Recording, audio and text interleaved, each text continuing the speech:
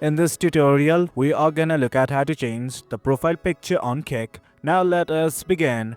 Do you know that I have already logged into my account? In case you have not, do it right now. The process is quite easy.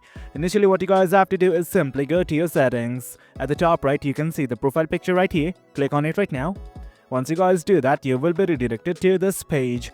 Well, do you know that from here, you can simply set the background photo as well, and just below it, you can see a button like this that says Set Photo. Click on it.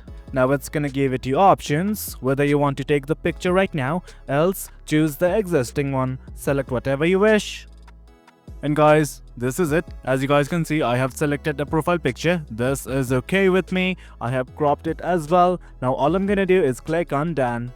Now this is it guys. As you guys can see, this is how we add the profile picture. Now in context, you want to change it, simply click on your profile picture once again and choose or take picture. It's up to you.